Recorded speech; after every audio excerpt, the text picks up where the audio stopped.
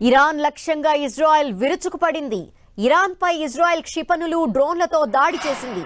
Iran రాజధాని టెహ్రాన్పై Israel వైమానిక దళం విరుచుకుపట్టడంతో నగరమంతటా భారీ పేలుళ్లు సంభవించాయి. ఇరాన్ సైనిక స్థావరాల్ని, కీలక రక్షణ వ్యవస్థల్ని లక్ష్యంగా చేసుకుని ఈ దాడులు జరిగినట్టు తెలుస్తోంది. అటు ఖమేనీ ఆఫీస్ కి దగ్గరలో ఈ దాడులు జరిగినట్టు తెలుస్తోంది. దీంతో ఇరాన్ సుప్రీం లీడర్ ఖమేనీని సురక్షిత ప్రాంతానికి తరలించినట్టు సమాచారం. మరోవైపు ఈ దాడులు అమెరికా సాయంతోనే జరిగినట్టు తెలుస్తోంది. పేలుళ్ల ధాటికి టెహ్రాన్ పరిసర ప్రాంతాలు దద్దరిల్లటంతో ప్రజలు తీవ్ర భయాందోళనకు గురయ్యారు. అటు ఈ దాడుల నేపథ్యంలో ఇరాన్ ప్రభుత్వం అప్రమత్తమైంది.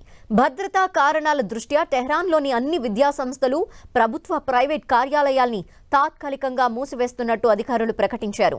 నగరంపై గగనతల ఆంక్షలు విధించడంతో పాటు ప్రజలు ఇళ్లకే పరిమితం కావాలని సూచించారు. ఇజ్రాయెల్ దాడుల్ని తిప్పికొట్టేందుకు తమ రక్షణ వ్యవస్థలు సిద్ధంగా ఉన్నాయని ఇరాన్ సైన్యం ప్రకటించింది.